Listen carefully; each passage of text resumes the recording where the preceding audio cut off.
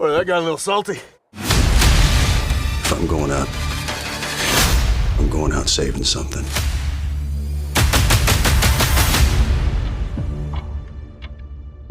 Well, welcome back to the Mr. Chocolate review channel. Come on down, have a seat. Today we're talking about Countdown Season 1, the brand new Amazon Prime series starring Jensen Ackles and Eric Dane, and it just wrapped up. Now listen, if you've been on the channel long enough, you probably know, I'm a big Supernatural fan. I watched all 15 seasons, binged the first 14 during COVID, and then I caught season 15 live around episode 4 or 5 when it was airing. Ever since then, been following Jensen Ackles' career like crazy. I loved him as Soldier Boy in The Boys, love his guest appearance on Tracker as Tracker's brother, and now finally he's got his own show before we even get to that Boys spinoff, and that's Countdown. So Countdown is basically an elite task force hunting down a dangerous terrorist threat. Eric Dane plays Nathan Blythe, the leader of this unit, and he's putting together this crazy all-star team pulled from different agencies. We've got DEA agents, LAPD officers, ex-FBI, possibly CIA, people from all these different channels of command. Jensen Ackles plays Mark Meachum, an LAPD detective who joins the team. Their mission is to track down a terrorist who's trying to build a devastating bomb and stop a massive attack. Pretty standard setup on paper, but the execution is where things start to get interesting. So you already know me, I like to be a positive guy on this channel, so let's start with what I liked.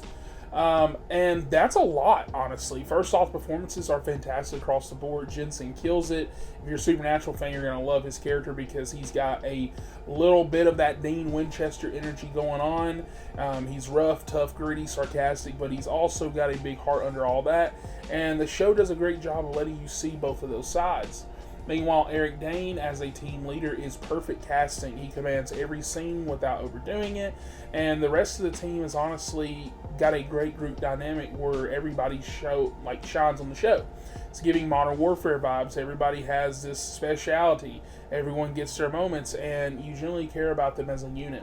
I've also got to shout out my boy who plays Gaz in the Modern Warfare games because he is also on this team. And I actually really liked his performance here a lot. The chemistry with everybody feels real, and you find yourself rooting for this team as much as the mission itself. Now let's get into the personal stakes. What I really liked about the show a lot is how it surprised me how much the show leans into those personal stakes, such as Jensen's character Meachum gets diagnosed with a life-changing brain tumor. Right there, the title Countdown kind of clicks because you're literally counting down his time. It's affecting his job, his relationships, his mindset, and it adds a layer of tension that most shows don't usually explore. And because you like the team so much and you like Jensen's character so much, it really hits when you see him struggling with it. Now, I feel like my biggest problem are kind of the overarching main plots of the show. Now, I've got to be real with you guys. The main terrorist plot, kind of okay at best. The show spends way too much time trying to make you care about this villain. We're constantly jumping back and forth with flashbacks, long backstory dumps, deep dives into his childhood trauma, political motives, whole 9 yards, like stuff like that, right? And at the end of the day, I just didn't care. I was on the edge of my seat. I wasn't invested in his motivations. It's not that the actor was bad, but it just never really hooked me story-wise. And the worst part, after spending so much time on this backstory, his storyline kind of just wraps up, like, really abruptly. There's no, like, final hoorah. It's just kind of whatever.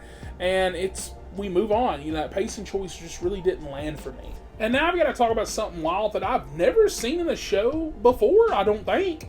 Countdown is literally Season 1 and Season 2 Part 1 in one go.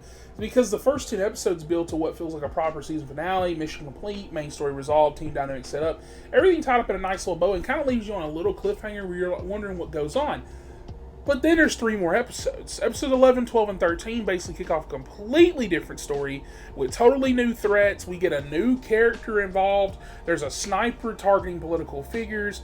It feels out of nowhere. I was like, oh, Season 2. And it's like, imagine if House of the Dragon did like those 10 episodes, you know, of that one story, then suddenly jump to an unrelated plot with different vibes entirely. Because I use that example because there is a time skip between these arcs, except this second arc doesn't get finished. It's literally a different villain. And relationships then get shifted. You're stepping into, it feels like a new season, and it's very jarring. It's very weird. And then we get this double cliffhanger problem because episode 10, while being a really great finale, also had a decent cliffhanger that gives you just enough where you want to come home. Then we come in episode 11, it wraps the main villain storyline while leaving just enough dangling to get you hyped for season 2. But here we are coming in, and those extra episodes, there's now a second cliffhanger now. On top of the first one, because we get that answered in episode 11, and it's just very weird. It's this random sniper subplot, which is good. I'm actually liking this plot better than the first plot, if I'm being honest. But it just was weird because I felt like the perfect finale for a show like this, and I feel like it undercut itself, and I just have never seen that. Like, that would literally be like, I'm trying to think of a show. Like, that would be like, right now how I'm watching Peacemaker, that would be like if like they wrapped up this multiversal storyline and like everything was good, okay, whatever, and let's say he's joining the Justice Gang, and then we've got 6 more episodes left, and then the next few episodes he's like teaming up with Green Lantern, and then it ends on a cliffhanger. It's just weird. It literally feels like season 2. And I will say this though, getting back into more positive, I do want to give the show credit for one thing though. It's not afraid to kill off its characters. Without spoiling anything, there's a major death. Well, major to me. First few episodes, it kind of shocked me because you're spending time with these people, all these people, whatever, this and that, and then somebody just like, they're dead. I was like, oh shit. And I really appreciate that because it raises the stakes, it reminds you that no one is safe, and it gives the show its edge where you're generally worried about who might make it to the next episode alive. And once again, gets into the cliffhanger stuff where you kind of felt like that episode 10. But anyways, that's why this review took so long. It was supposed to come out last night. I'm so sorry. But as much fun as I had with this show, I just couldn't wrap my head around what score I want to give it. I love Jensen's performance. There's enough emotional beats and action sequences here to keep me hooked. But the pacing problems, the sudden sniper subplot for 3 episodes, and then the double cliffhanger situation, I feel like kept it from its full potential. Originally, I was like, I think that this is an 8.5 or 9 for me. But those last 3 episodes are just so fucking random. They're not bad, but it just throws off the momentum that the show had. And so for me, I still think the show is solid for what it is. Just be mindful. If this does not get renewed, that's just going to fuck you up. It reminds me of like a season finale of remember like season, if you've watched The Glades, if you've seen that, okay, speak to me. Look in my eyes. If you've seen the finale of The Glades, the last, I think it was season 5, and you saw what happened to Homeboy, and you're like, oh shit, who did that? And then you don't find out because he got canceled. That's kind of what happens here. So if this show gets canceled, I would have preferred that, like I said, episode 10 ending. But with that, I still love the show so much. I love these characters. I love everything about it. So I'm going to give this show a 8 out of 10. There's too much to here to love. And even though I have a lot of complaints, the complaints are with 3 episodes. 3 out of, 13 episodes? 13 or 14, something like that. I'm not going to be that mad. Even though I am a little ill, a little upset, especially how it ended, I'm not upset for it. It's more about the journey, okay, that destination, because that destination was kind of awful.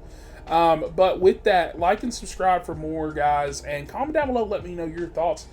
Are you a Jensen Ackles fanboy? Is that why you watch this show like me? If you're not, even if it don't matter, did you like what they did? Are you as confused as me why you thought this show ended at episode 10? I literally thought it ended.